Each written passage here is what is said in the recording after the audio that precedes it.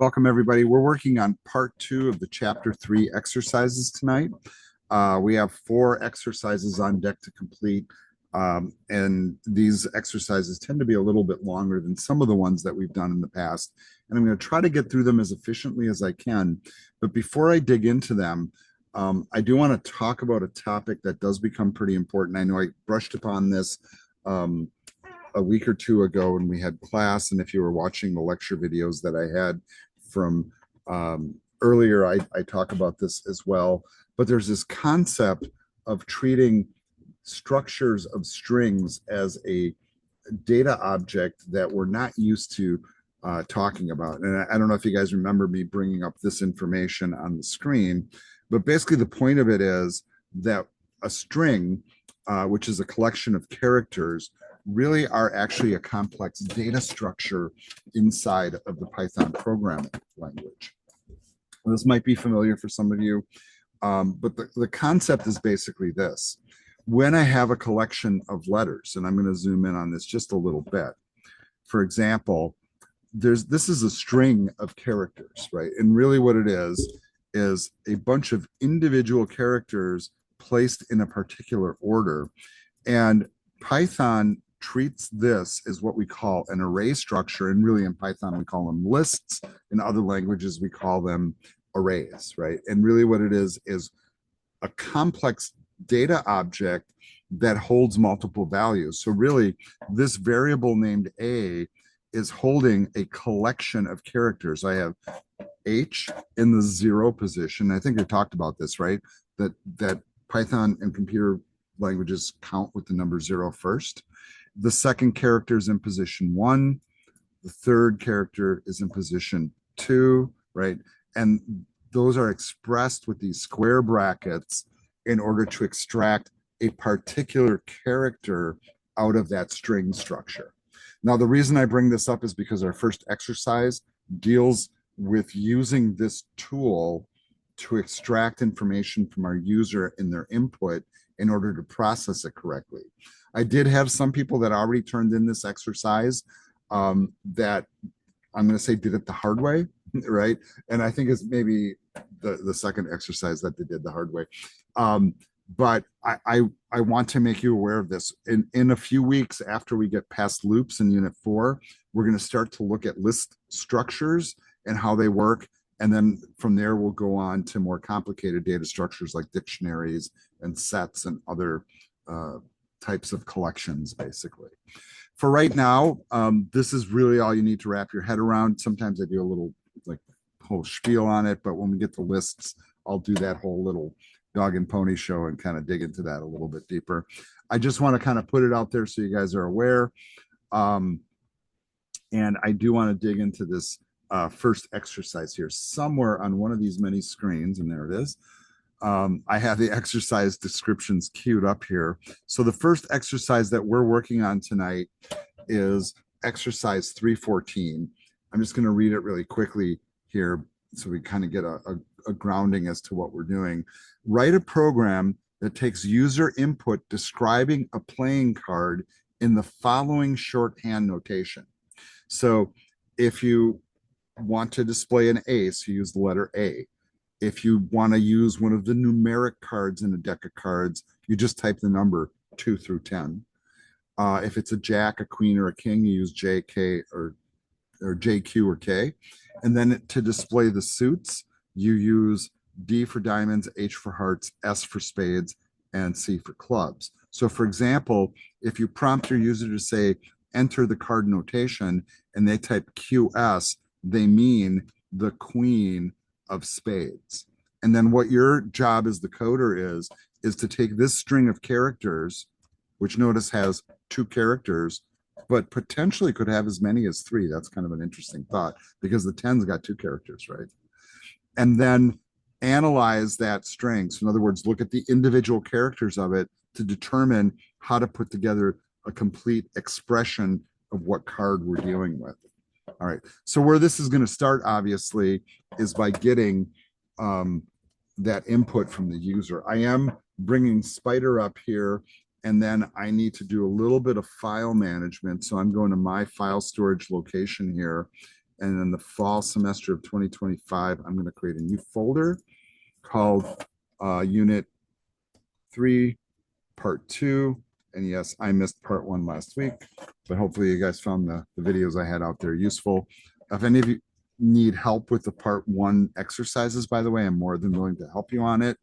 But the videos are posted to help you. All right, so all my code's going to go in this folder is kind of the point.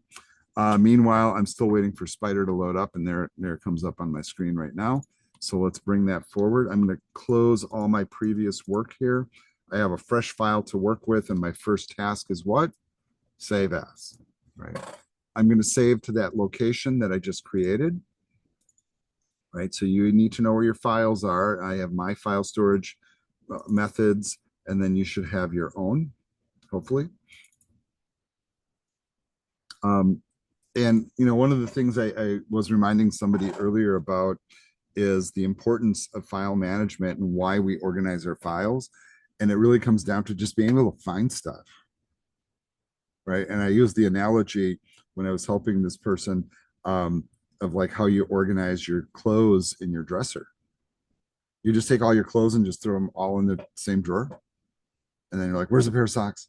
And then I'm looking for my good socks, or whatever. And I think it really helps a lot when you organize your files. A lot of people don't really bother much these days, and that's really a big no-no for IT people, I think. Anybody here who's working on a web development degree, I think it's exceptionally important for you, because websites don't work when you don't know where your files are. Just as simple as that. All right, so I'm saving this as exercise 3_14 in my Unit 3 Part 2 folder in my Python folder on my Google Drive. I'm zooming in both panels here so we can see both the input and the output. I'm going to blow away all this superfluous code here, and I'm going to begin with a prompt for my user, and I'm just pasting it in, and I'm asking the user basically to enter a string. Now, we make the assumption, right? And if I was really writing this as a program, I would probably put a screen up like the instructions that we got from the old textbook of like what the notation is. I'd say, hey, this is our notation, so please enter it in. And notice I'm prompting the user to enter all caps. So I want them to use that notation and put it in all caps. So guess what happens? Sometimes people don't listen, right? And they'll type it lowercase, or maybe caps lock was on and they think they're typing it uppercase, that kind of thing. So I'm going to allow them to type it in. Notice there's no conversion here. I'm not converting to an integer or a float because I don't need it to be a number. I'm analyzing text. We're expecting most likely a 2-character string. And only if we use the 10 card would we have a 3-character string. All right. Now, even though I'm telling them to put all caps in, I'm also going to take whatever they entered into this variable, the text that comes in, and then in the following statement, convert it to uppercase with the upper method. This is one that we were pointing out earlier, and then store it back here. So whether they type it uppercase or not, I told them to, but if they don't, no problem, I got it handled. Now, why do I convert it? Because that way, when I check the letters to say, oh, a Q is a queen, I don't have to check uppercase Q and lowercase q. It makes for simpler code on the back end. Some people will avoid that and write and statements to cover it all. I think this is a better technique. It's more efficient, right? Clean it up on the front end, less processing on the back end. Now, the first thing that I want to think about is we want to look at this notation. So I'm going to bring those instructions back up on the screen. So assuming that a person types in the card, the way that the notation works here is that the first character is the value of the card. Like it's a 2 or an 8 or a queen or an ace, right? And the second value is the suit of the card. So spades, hearts, diamonds, clubs. Right. So if I want to just look at first the value of the card, right, because I want to get the first part of the output, which is the value of the card, I'm going to process that. So I'm going to say here, I'm going to say this in my comments. First, determine the numeric, value. I guess queen, king, jack, ace, they're not really numeric. So maybe that's not really even an appropriate word. Let's just determine the value of the card. So how will I do that? Now, think back to this concept that we were just looking at where strings are arrays or collection of characters, and we want to look at the first character. So what we'll do is I'm going to set up a variable called value that's going to hold the value of the card. And what I'm going to do is I'm going to take that card and then using square brackets, look at position 0, which is the first position in the string. Now think about what possible values are typed in and go back to the description here to look. So they could type any of these characters, an ace, jack, queen, or king, and then the numbers 2 through 9, and then also the number 10. But notice the number 10 is a 2-digit number. That really creates a little bit of a problem here, and you'll see it when we get to the suits. So all the possible values in the first position are A, J, Q, K, 2, 3, 4, 5, 6, 7, 8, 9, and the number 1. Now, this is really kind of interesting because the number 1 in that situation would only be possible if the 10 card is being played. You see the logic there? That's the only way the number 1 comes up. So whatever that is, I'm grabbing that value out of the first position, and then I can optionally, and this is how your brain might work, right? So some people would do this. So I would have students that would type in this code, and notice I'm putting it in as comments. And some people would try to deal with that one issue right off the bat. So for example, they would say, if the value equals 1, then just change it to a 10. My thinking is you can kind of supersede that and do it a different way, and you can make it part of the if statement that we're going to create below. So I wouldn't do that here. Okay, so if your brain is thinking like that right now, just save it for a second, right? So we have that first position. Now all we have to do is convert it to the word that matches the thing that's in that spot. So for example, if the value, let's see if I can even type this here, if the value is equivalent to 2, and I want you to notice here, I'm putting quotes around the 2, because if they type the number 2, they typed it as text. I did not convert it up here to a number. So I'm actually looking for the text of the number 2, right? Then I would put in my colon. And if that were what the value is, then value would be set to 2. And I want you to notice what I'm doing here, because this is really weird. If I was doing another language, I would use a different variable name here. But Python allows me to take this text and just change it to this text. No problem. Piece of cake. Pretty weird. And we're not really changing it from a number to text. It's already text, by the way. But I'm storing it back in the same variable. Now, if you extrapolate this, right, well, what's the next option? I might say elif, or else if the value is equivalent to 3, right? And this pattern, of course, is going to continue. Then value, if I can type it, is equivalent to the word 3. And we just kind of keep going with this. And yes, I'm sorry, but I'm going to cheat. And I'm going to copy paste. Right. And you guys have to do it the old-fashioned way of typing. So there's the rest of them going up to the number 9. Notice how I omitted the number 10 so far, right? So one of you might say, well, like, shouldn't they go up at the top? Like, nobody says you have to put them in order. Right, so let's talk about that. You don't have to put it in order just because your brain tells you to. I think it probably makes sense.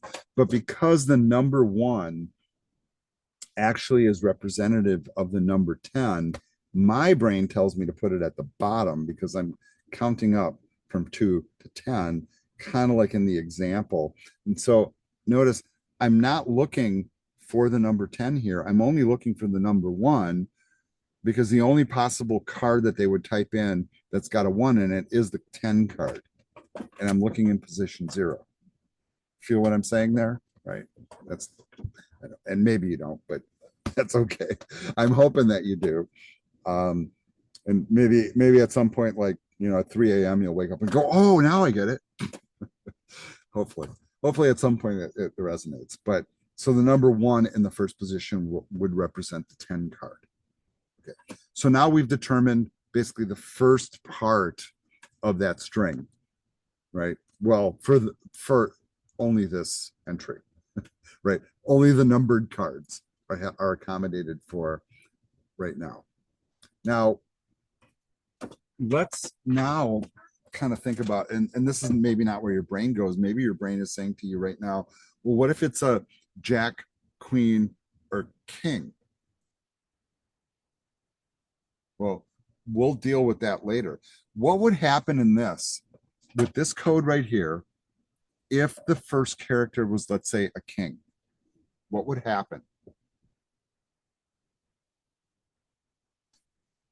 None of these would ring true. None of these would trigger to true all the way through. And I want you to notice, I'm not ending this with an else. So there's not like a fallback that's going to catch. If this is a jack, queen, king, or ace, none of these would hit. No problem. See the logic there? All right. So what I'm going to do next, and this is not where your brain would go, some of you would say, well, let's handle that then. Let's add a couple more statements and handle that. All right. But what if instead I do this? Now I'm going to capture the suit of the card next instead. So I'm going to say capture the suit of the card. And I'm going to do kind of a little trick here. And it's not really a trick. And I want you to see how I'm proceeding with this. And then there are alternatives to this, by the way. But I like using this technique for a number of different reasons. I want you to notice that I'm still trying to extract, and notice the square brackets. I'm trying to find the position of the last character in the string. So what your brain may say to you is like, well, most of the time when people type stuff in, it's only going to be 2 digits. There's only that one scenario where we have 3, right? So how can I overcome that problem? And here's how you overcome it. Inside the square brackets, instead of hard coding a number, I am checking the length of card. And how long is it going to be? It's either 2 characters or 3. Those are the possibilities. So this would return how many we have, right? That would be always one number larger than the highest index number of the array. That's kind of a confusing concept at the moment.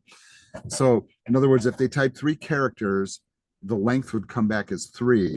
And then I subtract 1, and that would put me in position 2.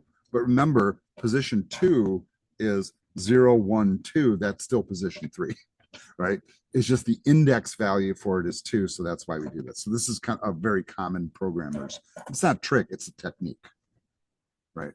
So this would always go to the last position in the string, grab that value, drop it in here. So it's either going to be a 1 or a 2, right? Depending on the length of it.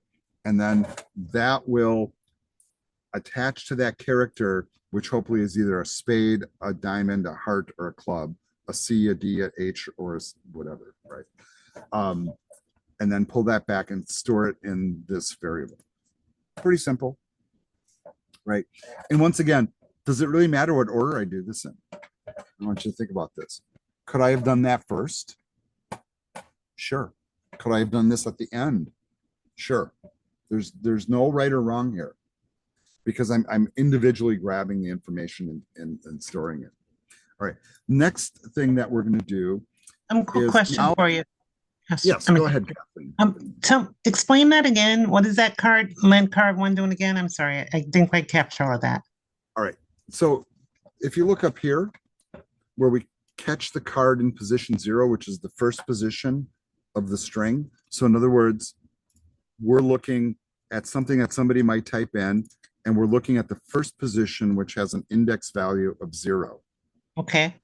The other possibilities here, and I'm going to enable editing for just a moment, and I have to scroll, is let's say somebody instead typed 10 of spades, and they would type it like that. Mm-hmm. You know, if I wanted to get that S, that index value is 0, 1, 2, but it's a Okay. length of 3. So to Mm-hmm. set the index value correctly, I test the length of the string and then subtract 1. Okay. And then that gives me 2 here, which would be the correct position if it was a 3-character string. If it's a 2-character string, it still works because the length is 2 and I subtract 1, and that puts me in position 1, which is the second character. Okay. And I know Got this it. concept is a little weird because we haven't really talked about lists and arrays and stuff like that yet. But here's what I'll tell you: just go with my code. Okay. That makes sense. That makes sense what you just explained. Thank you. Yeah, and I know it's a little bit heady, you know, especially when you first encounter it. All right, let's move on now and handle the suits. Right. So before, you know, we captured that card value in position 0, and then I did the suit thing in the middle for no reason.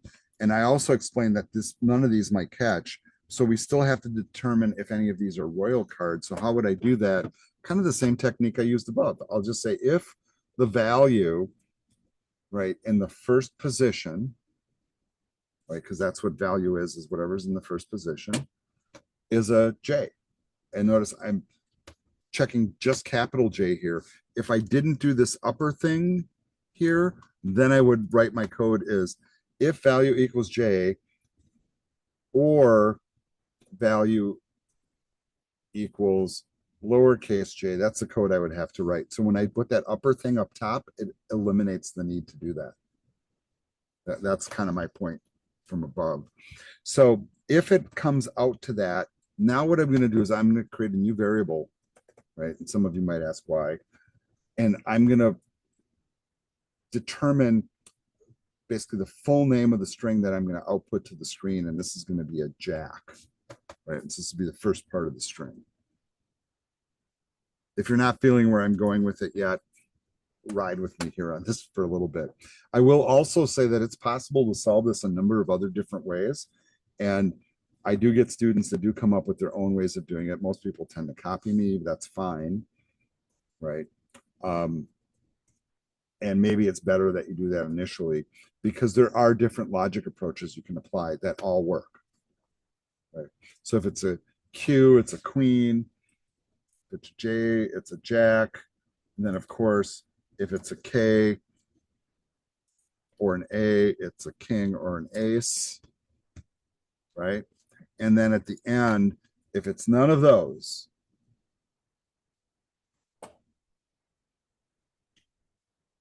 I want you to see the else here. There's an else. The full name, the new variable that I created. Oh, and I see that I used camel casing in my old example, so I better be consistent, right? I don't know if you guys picked up on that. So it's like I'm copying my own code, but then in my old code, I camel cased it. That's where you put a capital letter in the middle. So I got to be consistent there, otherwise my code won't work right. Here, I'm going to capture the value from above. So if it happened to catch one of these, that's already in there. None of these would hit, but the value that hit above would get stored here, right? So maybe it's a numeric value and it's stored. All right. So one thing that we're doing, and this is kind of a weird concept, but very common in programming, is sometimes like before we put information on the screen, we sometimes take a variable and start concatenating all the information we want to put in the screen into that one variable.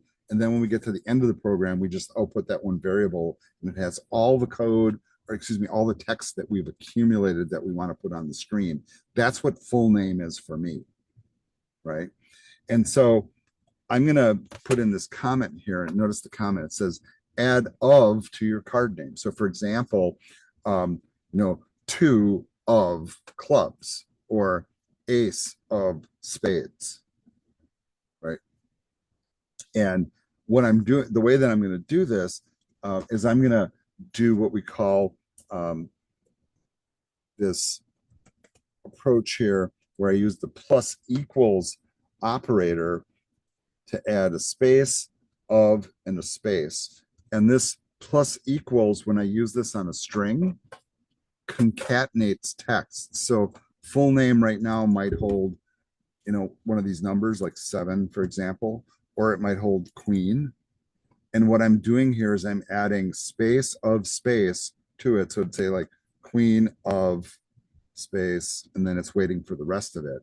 And then once I determine the suit, I'll concatenate that onto the end of it as well.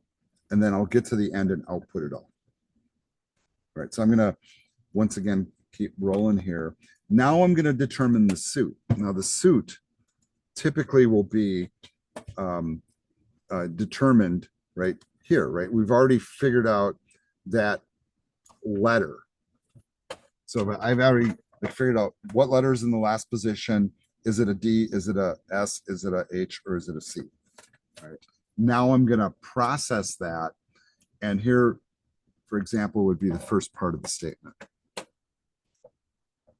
And I will add some blank lines here just to make it a little easier. All right. So if it's an S, it's spades. And notice what I'm doing is I'm concatenating the old-fashioned way. I'm taking full name and adding it to spades. On the next one, which is for hearts, right? So I could do like here, an else if. And instead of doing it this way to concatenate spades onto it, I can do it like this, which is the approach I just used above. And notice my indentation is not consistent, and that can be a problem, by the way. So instead of this approach here, I'm using plus equals, which basically does the same thing. Whatever's in full name right now, I'm adding hearts to it and storing it back in full name. All right. Now, of course, we have to do that for clubs and diamonds also. So I'm just pasting that in. There's hearts and diamonds. And if you want to change this one to the same approach, you can do that. So like, for example, it's really easy to change it. You just do a plus, then you come over here and you get rid of that. And can you see why programmers prefer to do that? Plus code says exactly the same thing. And then there is an else here. And a lot of people don't think of this when they're coding it on their own. And the else is basically this. Okay, those aren't all the letters on the keyboard. Somebody could just fat finger it and hit the wrong letter. They can hit the letter Y, which is nothing. So it's not a bad idea, you know, to maybe concoct an error message, you know, something like that. And I'm, you know, and you could, I've had students debate me on this. Should you really plus equal it there? Or should you? Yeah, I think you should, because if they got the first part of it right, like a 2 through king or whatever, but the problems with the suit, this will give them an error message. And the truth is, you could put an error message in on the other stuff too, but at some point, you start to think about that stuff. Now, here's the beauty of storing everything in one variable for output. When it comes time to put it on the screen, I'm done. That's it. Just print full name, and it'll have the whole card name in it. All right. I'm going to go ahead and run this, and let's see if it works. All right, here comes the run. All right. Enter the card notation. Please use all caps. So of course, I'm not going to, right? So I'll use the example that's given in the book, right? I'm going to do QS. So it's going to convert that to uppercase and then process it. Queen of spades. Notice how my variables are changing up above. This is an example of tracing it.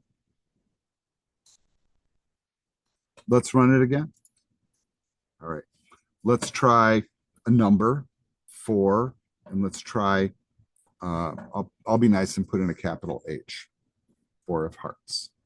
Let's try like a 10 card, right? So let's do 10 of clubs. That worked too. So my, indexing logic is working okay. Now, I mean, this is kind of cumbersome though, you guys have to admit, and this is where we're going next week. Here I have a program that I'm running, and when I want to try to run it again, I have to hit the run button again. When we get to loops, which comes next week, we'll start to learn how to keep code running in a program.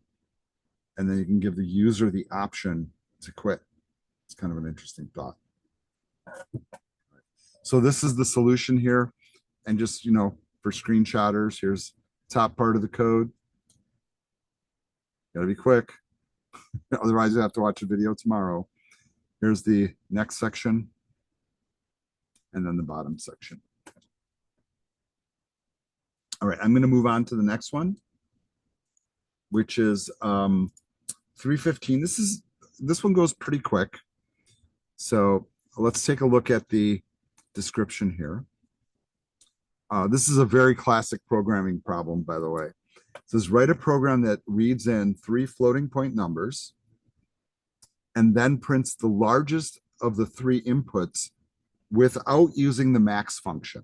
You guys got that? So don't use min and max on this one. I want you to just do it with if statements and a conditional logic. Now, if your brain is thinking like mine, right, I can, in my brain, without using those functions, think of probably 2 or 3 different ways I could probably do this, right? One approach would be to have very complex compound logic where like, if number 1 is greater than number 2 and number 2 is greater than number 3, that kind of thing, right? You can do it all in one statement, sort of. Or you can do other like combinations, or you can do a bunch of exclusive statements too, and they all work. It's just a matter of structuring them correctly. But let's start with the easy stuff. The easy stuff is to get the numbers from the user. All right, so let's go back here and create a new program. Let's do our save as, put it in the correct folder here. So this is exercise 3_15. Zooming in, getting rid of the junk up top here. And the first thing we're going to do is we're going to prompt our user to get some numbers. Okay. So I'll say something like this. They want it to be a floating point. So most people will probably type integers, by the way. So I'll do that. And then we're going to ask them a couple more times. And then here's one of my cautions. You notice how each one of my prompts has got slightly different wording. So that way the user doesn't think they're stuck somewhere. That's kind of my thinking, right? So 3 different prompts for 3 different numbers. Enter a number, enter another number, enter one more number. Right, just trying to be polite. All of them are being converted to floats. I very conveniently named them num1, num2, num3. Easy to keep track of. All right. Next part is to focus on the processing. So like, how are we going to analyze this and figure out which is largest? Once again, without using max or min. All right, so here's how my brain thinks. Right, and yours might think differently, and that's okay because you can still come up with the right answer, by the way. But I'm thinking, why don't we check to see if the first one is the biggest one, right? So how would I do that? I would check to see if the first number is greater than or equal to the second number, and the first number is greater than or equal to the third number, then the largest will be num1. And I'm kind of doing this a weird way because I could just output this directly. I could have a print statement here and say first number is the largest. And if that's how you did it, that's fine. If you already did the exercise. What I'm choosing to do is to store that value, and then I'm going to output it in a print statement later. In fact, I would probably do this, and I'm just showing you in advance. And this isn't not an F string format, but it's very easy to convert this to F string format.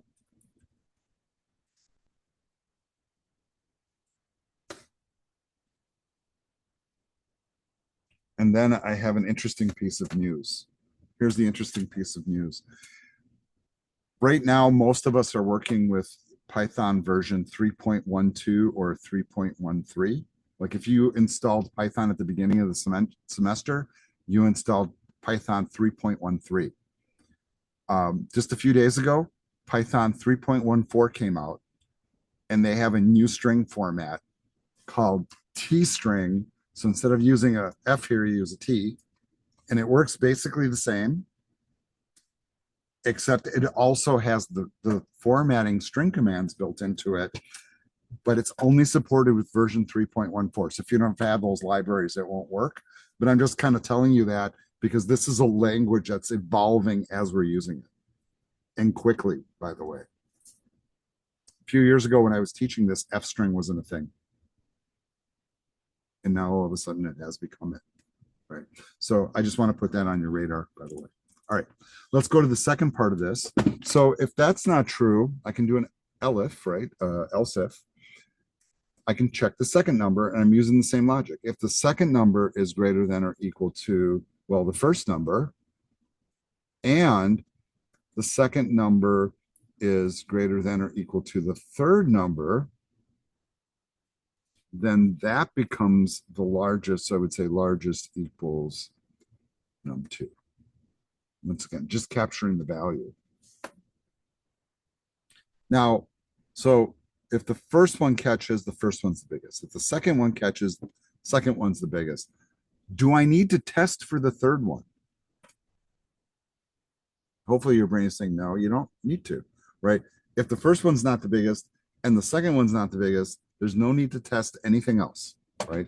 I can just say else, the largest is num3. It just has to be. There's no other possible answer. It's a process of elimination. And once again, there are other ways to test this code. I think this is one of the more efficient ways. This is all of it. This is the whole exercise. All right, let's save it. Let's give it a few runs and make sure that it's working. So here's the run. All right, I'm going to use basic numbers. Let's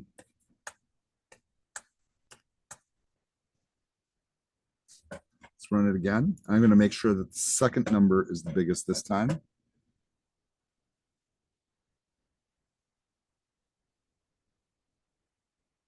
One more time. Make sure the first number is the biggest.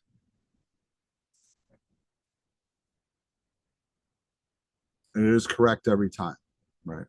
Of course, this is a very simple exercise, but I like this one because, especially if you sat and tried to figure this out on your own, I would be really curious to see what you guys came up with. I know a few people here have already solved it and turned it in. And sometimes I get really creative solutions that still work.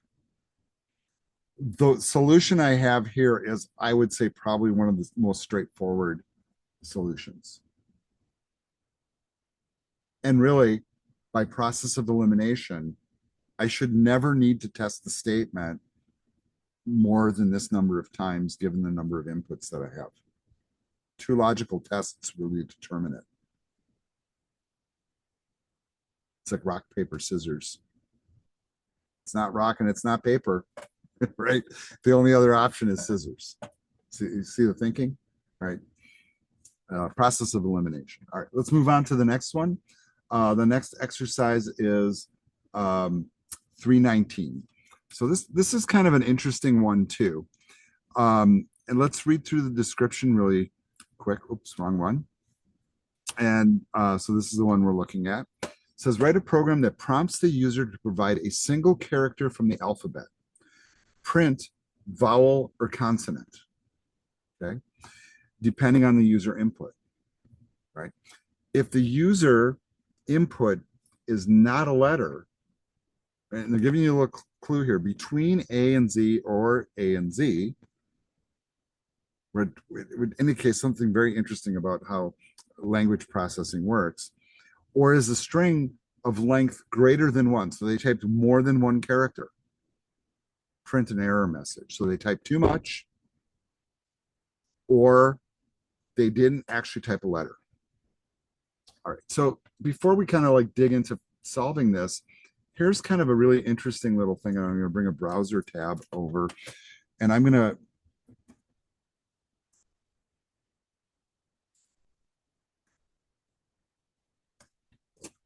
bring up this, and I'm not really sure where the best table of information is. I'm clicking on the first link. But when we process language, and this is really weird, right? So the user is at the keyboard typing in information, and you guys have already figured out, and this site does not seem to be loading. So let's go to Wikipedia. All right. And basically what we're kind of looking at is every time we're running a computer and we interact with it and we type something, whatever we type, whether it's a number or a symbol or a letter, it's all text. But text ultimately on the keyboard, every time I press a key, generates a binary pulse of 8 signals of positive or negative voltages representing zeros and ones, which really are numbers that represent the character on the keyboard. And that converts into this chart that we see here called the Unicode chart. And basically, every character, and I'm going to try to get to where the characters are. All right. And maybe this is what we want to look at, the ASCII chart. Okay. Boy, it's just not finding it very quickly here, so I apologize. This is what you get for not preparing this in advance, basically. All right. And I think I'm Googling the wrong thing here. Let's call it the ASCII chart. There we go. That's more of what I'm looking at here. So let's just bring one of these up. And basically what happens with this is if you look at all the characters that are on the keyboard, and notice how there's a column here for character, and then eventually we get to the point where we have letters and numbers. So you notice how we have a whole range of capital letters, and we have a whole range of lowercase letters. And each one of them really represents a numeric code. So one way that we can check if something is like alphabetized, for example, like how does a computer know that the letter A comes before the letter B? Because it converts it to a number, and then A is smaller than B, so it comes first. See the weird logic of that? So when they're giving you this instruction here, basically to see if a letter is between A and Z lowercase and A and Z uppercase, right? That's something you can test numerically in your code. And this becomes relevant here when we do string processing. I think what's really fascinating about Python as a programming language, real frankly, is its ability to process language much more effectively than other languages, and why Python is the language of choice for developing AI, because it's really elegant at processing language natively without a lot of weird libraries or tools. It's almost like too intuitive in some ways. And I know I have a couple of my AI students in the class here, and you guys know probably what I'm talking about more so than the others. But we're going to learn a bunch of different little techniques here to process the language in really kind of interesting ways. All right. So the first thing we have to do is we have to allow the user to type in a character from the keyboard. And so let's facilitate that. So I'm going to do a prompt here to capture some text. And notice I'm saying, enter one single character from the keyboard. Right. Character implies a letter to me. Right. I didn't say special character, right? I didn't say number. I said character. That's A to Z, lower uppercase. Right. Once again, I don't know what they're going to type. I don't want to process both upper and lowercase letters. So I'm going to run this command. Oh, sorry. And I can just do it like this. I can just say ch dot upper with a parenthesis to process the one. Now, I could also choose lower if I just want to process lowercase. It's just a choice. Doesn't really matter. All right, so let's think of all the stipulations that they kind of gave us. One was to figure out if it's a vowel or a consonant, right? But wouldn't it make more sense first to kind of figure out this issue here, which is um, the error states? So for example, like what if they typed more than one character? Do we want to really process that? These are like kind of the weird, goofy questions programmers ask, by the way. So I might start by asking if the length, so here's the length function again, of the character that we copied is equivalent to 0, meaning they didn't type anything, or if the length of that character is greater than 1, they type too much. To me, that would trigger an error state, or at least some sort of nasty message, right? Saying the input did not how about have a valid length is probably a good way to say it, right? Meaning one character. And you can be as polite or snarky as you want to be. Nobody really cares at this point. Typically, it's good to be polite. All right. That's one thing, right? So another thing that could happen is, let's see if the character, and I think this is the very first time we're doing this, belongs to this string, A, E, I, O, U, the vowels. And this is really kind of super elegant syntax. I want you to think about what we're doing here with hardly any code. We're checking a character to see if it exists in this string. So if it's an A, E, I, or U, does it match any of these?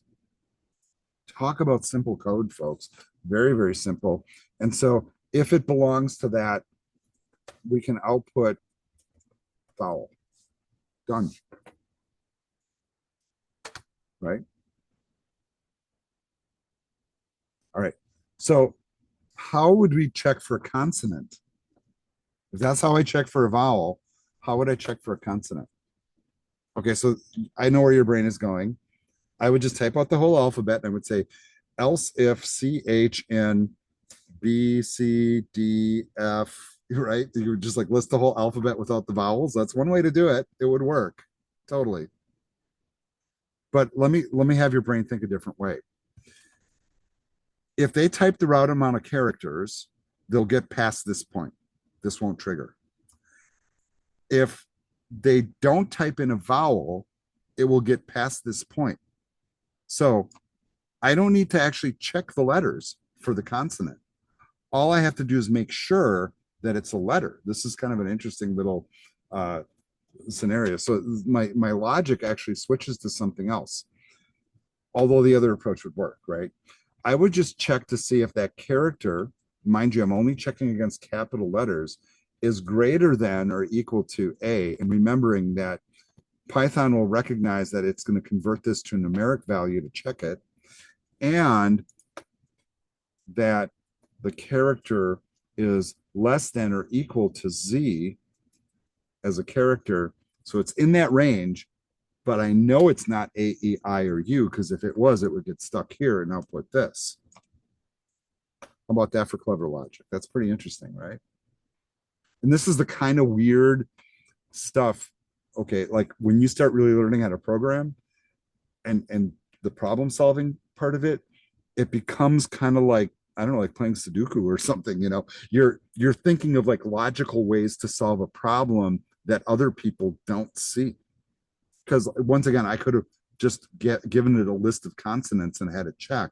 But if it's clearing the vowels, now I just check to see if it's a letter. So it has to be a consonant if it catches this one. And so I'll just print.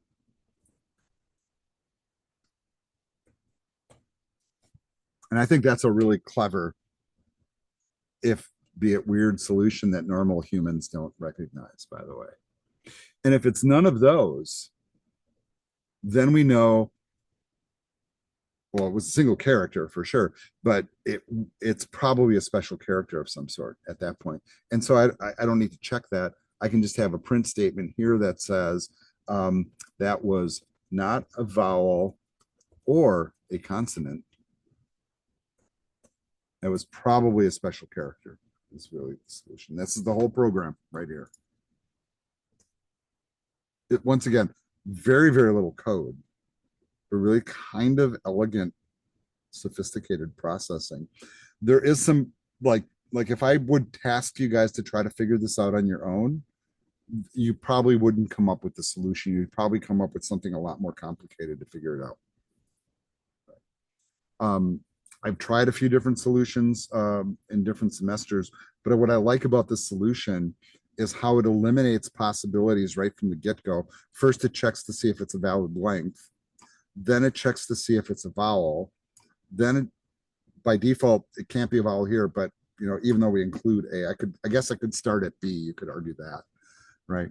But none of the vowels will hit because we already eliminated that. And then if none of that hits, then it's not a letter at all. So let's test it. Right. I didn't do a save as. Nobody caught me on it, by the way. This is exercise 3_19. All right. Running it. Enter one single character from the keyboard. All right. Just randomly pressing one. Letter H. Consonant. Run it again.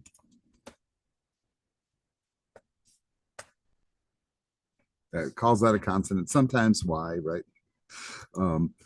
Let's put in a vowel. Let's try to break it and put in more than one character. Let's run it again and put in, I don't know, something weird like a $sign.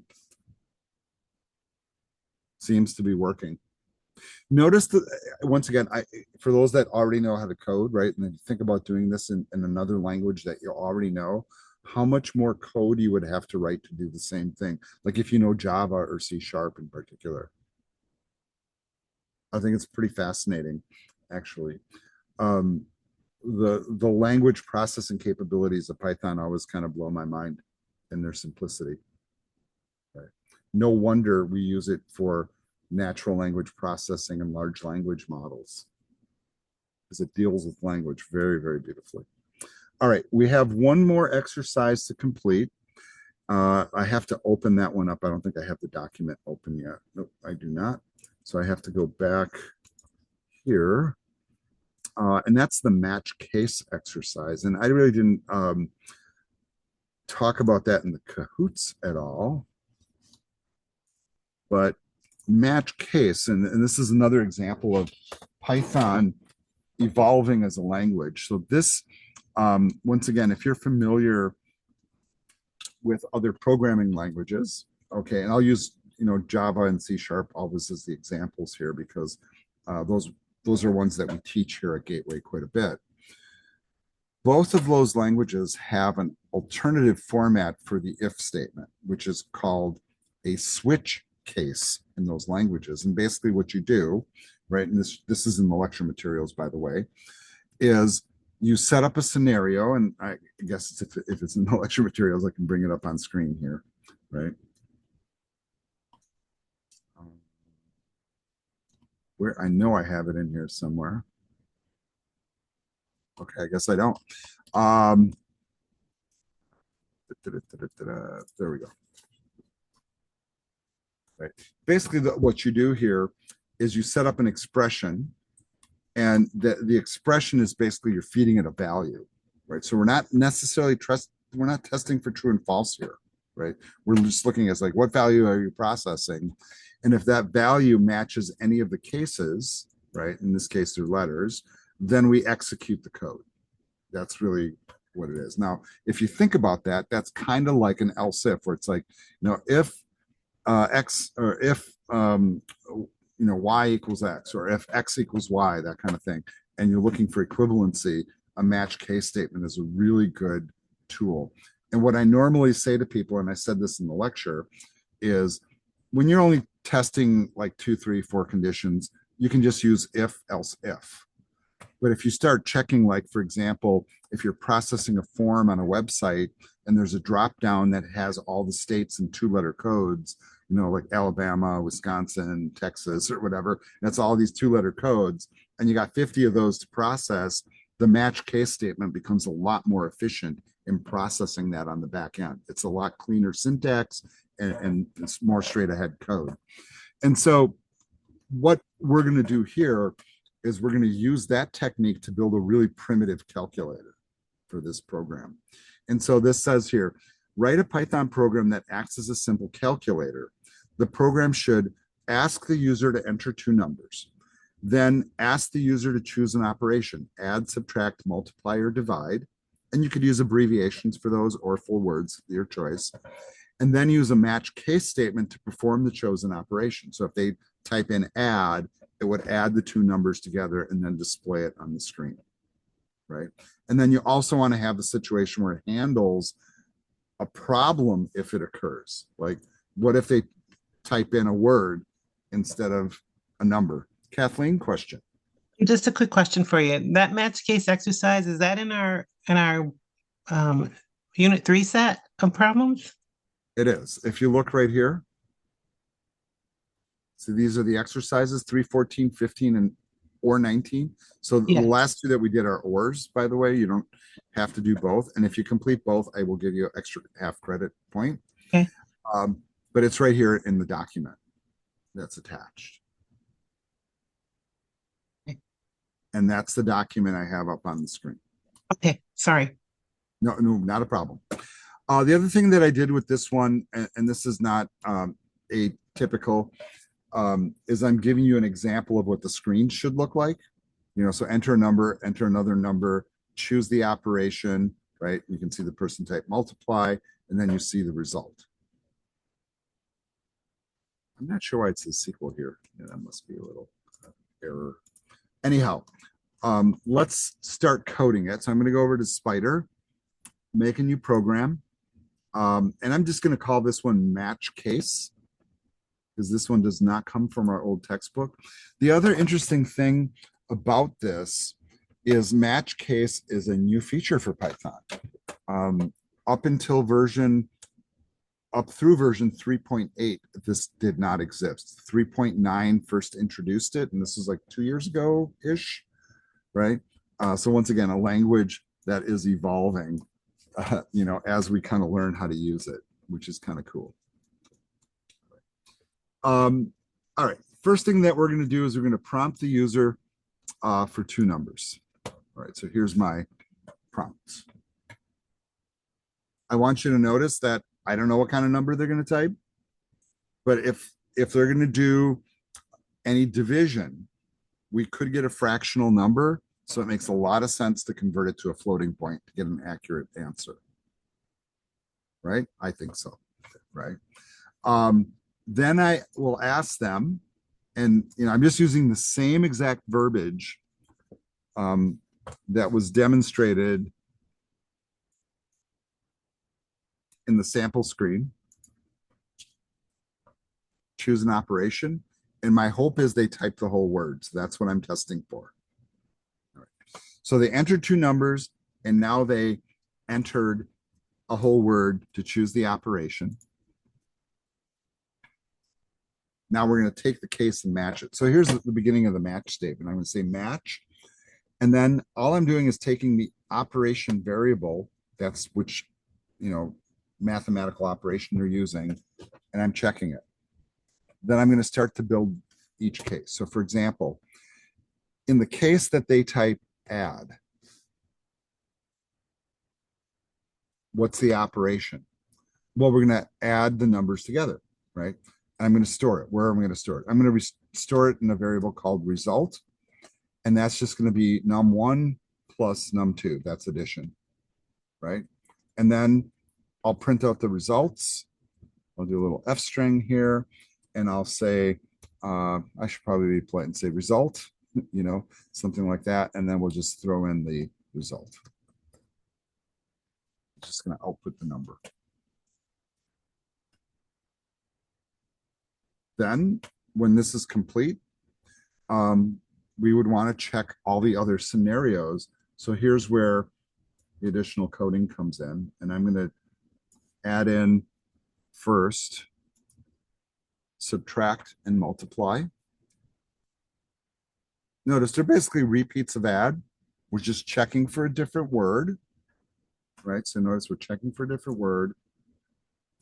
We're doing the operation and storing it, and then putting it on the screen.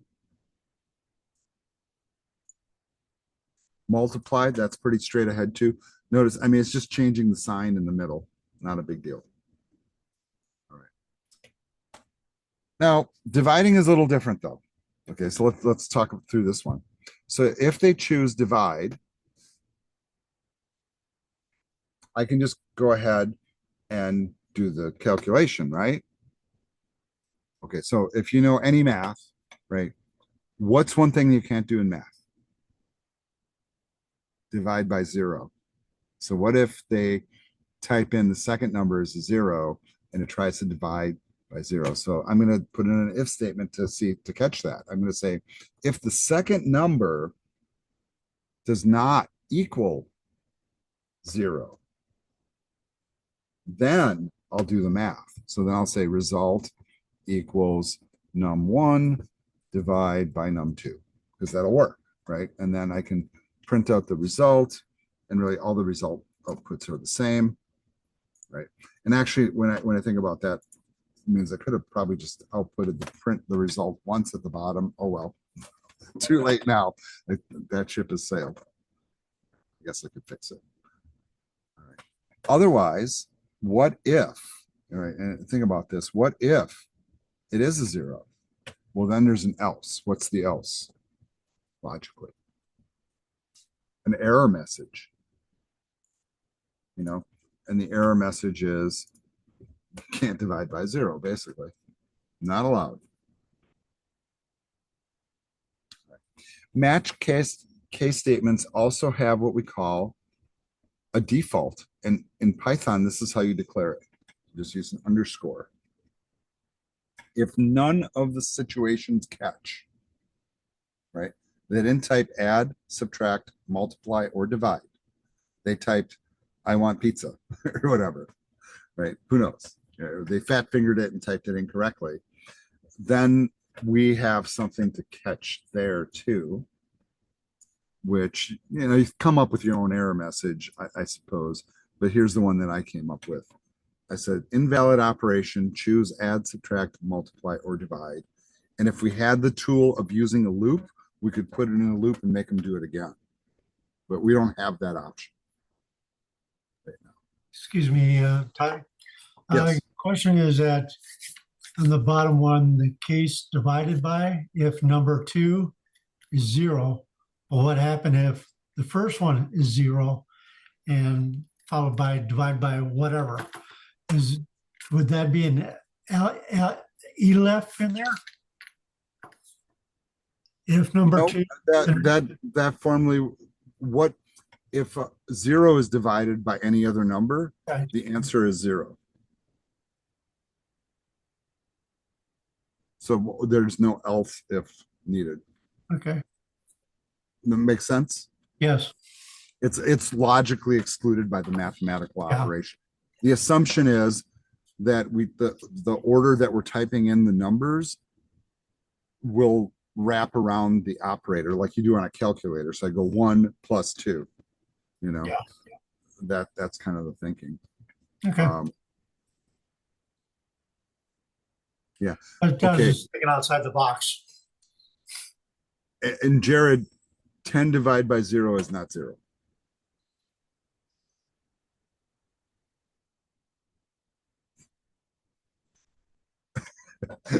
Yeah, you superimpose them, but all right, let's go ahead and run this. And it's giving me an error. What's my error? Did I misspell my variable?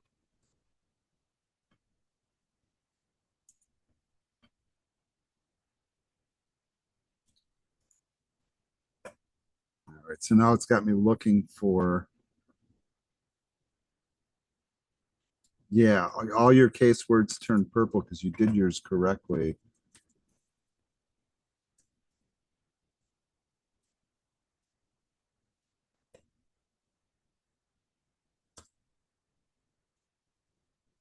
Did I forget the colon? No, that's correct.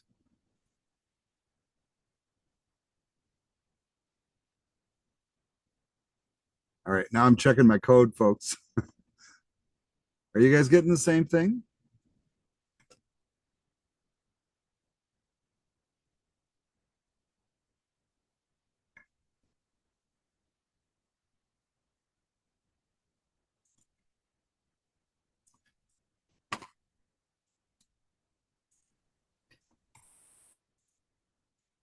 All right, I'm still going to try to run it. Oh yeah, invalid. It just doesn't see that.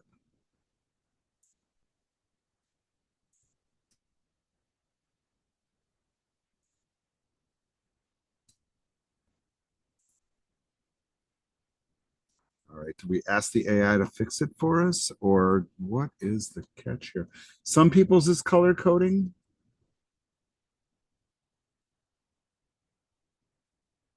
I'm just checking it in the chat right now.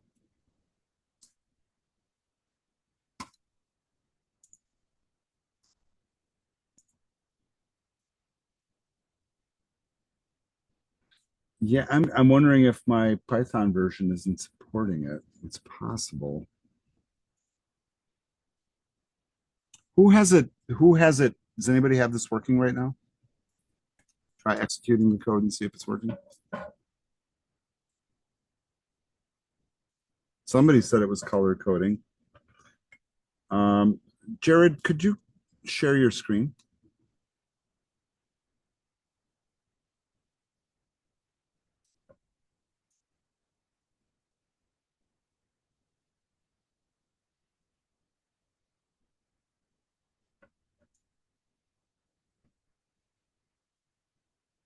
Sure, no problem.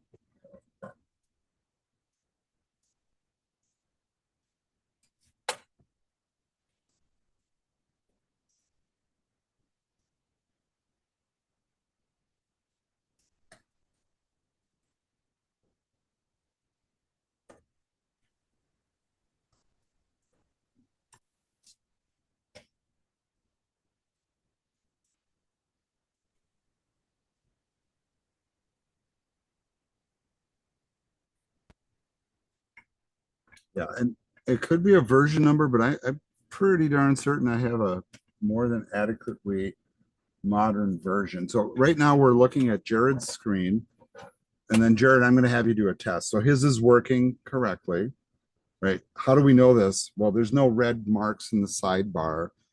Match is highlighting correctly. My code is identical to his, right? I don't see any differences at all. Go ahead and give it a run, Jared. So it's typing some numbers here.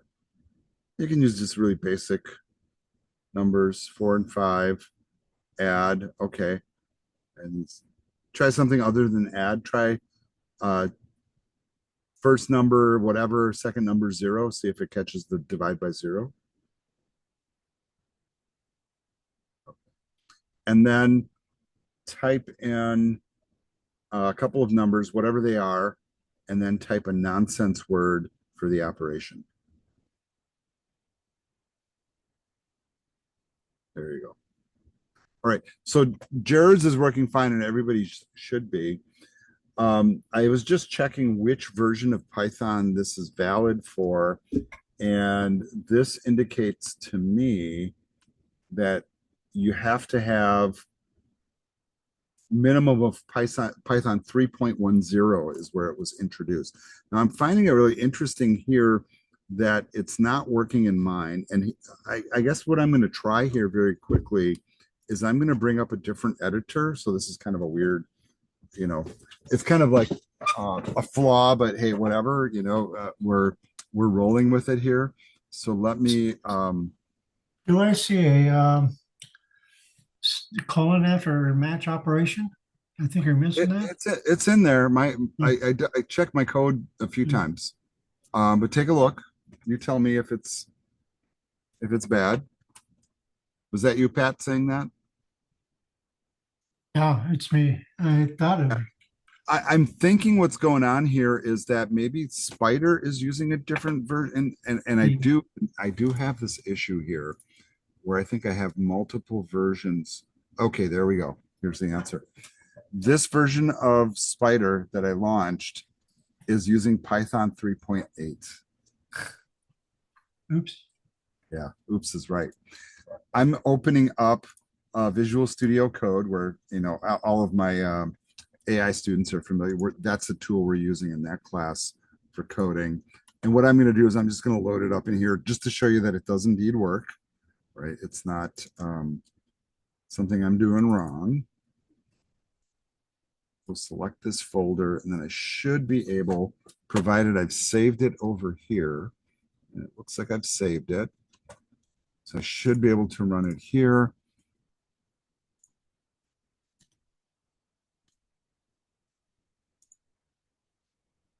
All right, here it's running just fine. And I know that the Python version here, if you notice down in the corner, is 3.12. And see, this is a thing that can happen on your system, is you can have multiple Python versions kind of basically fighting each other. Right, I'll run it again a couple more times. I'm just doing the same thing Jared did. Let's do a divide by zero error here. Run it again. I think you still have the shared screen on. Oh, yeah, we're looking at Jared's screen. Boy, that makes for a really wonderful example in a recording. All right. All right. So I've gone ahead here, and I apologize for that fumbling, and loaded up this exercise that I was working on inside of Visual Studio Code. And this is an alternate editing environment that you can use. This is running Python 3.12. And you notice here how everything's color coding correctly. And when I do go to run it, it is working correctly. Right, so it is running. And I think that's really interesting. And I've run into this problem before with Spider because sometimes I launch it from my start menu. And I think what's going on is I have multiple versions. Yeah, I have multiple versions of it installed, is what's going on. Some are using old libraries, some are using new libraries. I also have the situation, and my AI students know what we're talking about, where we have certain tools that only work with certain library versions. And when you use a tool like Visual Studio Code, it actually gives me the option of which Python kernel to use. I don't have to use the default for the system. And in fact, I usually have 3 or 4 different versions on my system. I don't really want to go down this rabbit hole because that gets kind of complex. But, at least I figured out why. That's the interesting thing. Spider could probably use a reinstall on my system or a reconfiguration to point to the right library. I would guess, and I've never done this in Spider, but I just went to the about screen and got this, and that's really what the problem is. So that feature was not introduced until version 3.10. And as I was mentioning earlier, and we're just about to cap it here for the night, folks. If you go to the python.org site right now and you go to download the latest version, they are on 3.14, right? So that's the modern version. I assume it's stable, but it's got new features in it. Supposedly it processes some things faster now, and it has the new T-string formatting in there. But notice that they are continuously releasing. You can see the release dates. So 3.13 came out last year. So the one that's running in my Spider is from 2019. Oh my God. Right. And I know I've upgraded Anaconda too. So I think, and this is kind of weird, I'm actually, if you guys don't mind, I'm actually going to bring up Anaconda and launch Spider from within Anaconda and see if I have 2 different installations of Python, but I can access the correct one from Anaconda. Right. So this gets very convoluted, and I apologize for any confusion on it. So if the match case doesn't work on your system, you're running an old version of Python. It probably isn't the case for you guys, but I've been working with Python on this system for a long time, as you can tell. So let's let Anaconda load up. I'm going to try to launch Spider. Anaconda's slow to load. Spider's a little slow to load, so you just have to be patient.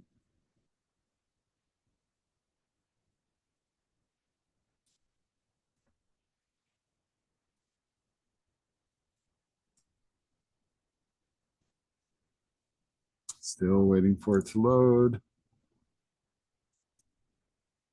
There it is. And then inside here somewhere, you can see this has been very sluggish even. There it is.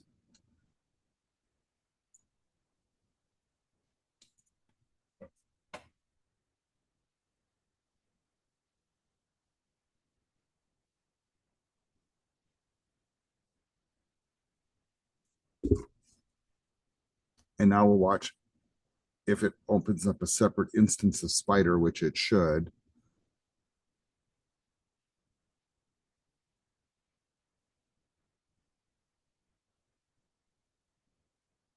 It's kind of like watching paint dry.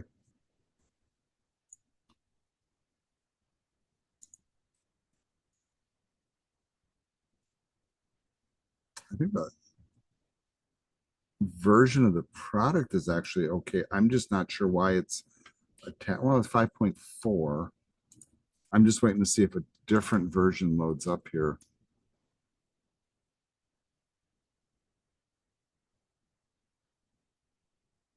Not seeing any splash screens. You guys see like how patient I'm being about this? Maybe a little too patient about it. I didn't know you were a doctor. You have all the patients? But I'm pumped. It is trying to launch a separate instance. Yeah, I think I'm pushing the system kind of hard right now. My fans are kicking in. And I'm recording all of this, which is like wonderful fodder for the internet. But hey, this is what's happening. So what I'm gonna do here is I'm gonna terminate this one. I'm wondering if that one running is blocking the other one from launching. And I'm gonna start closing a couple of things down here to see if it launches. How many running Python environments can I have at the same time? Apparently many.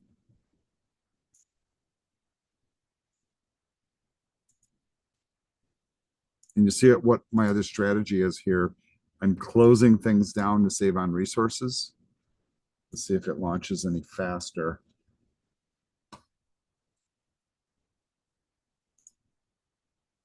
I'm trying to launch it again now because I'm kind of convinced it's not launching. Okay, there it goes. Now, if it goes back to the same screens, it is the same version. We're going to find out here in a second. Yeah, it's going back, but check it out. This is very interesting effects. Okay, so maybe this will be useful to somebody out, watching the video in the aftermath. And notice now it's giving me missing dependencies. All right, but notice how it's color coding now. So when I launch it from the start menu, it's loading the wrong Python version. So I do have 2 installations. I got to fix that. But now this is color coding correctly, and it is running. Okay, well, there you go. Not to add confusion to the mix, but I think my AI students like feel where I'm at with this, right? And you guys know who you are, because we wrestle with these more complicated issues kind of like on a regular basis. Hey, if it just worked for you, fantastic. If it didn't work for you, try what I just did, which is launching Spider from within Anaconda, and then it loads the right versions. So it has some attribution to the right Python libraries.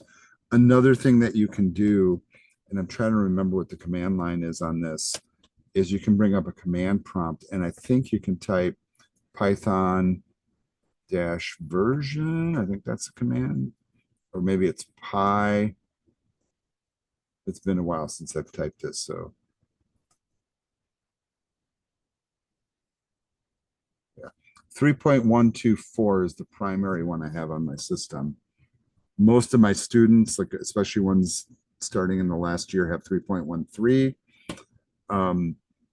If you get confusion, and this gets really deep, by the way, like one of the reasons why we use this product here, Visual Studio Code, is we can not only use different versions of Python for our coding, but we can also set up virtual environments using any version we want, to match, particular needs. These are really kind of deep concepts, folks, so don't stress yourself out on it.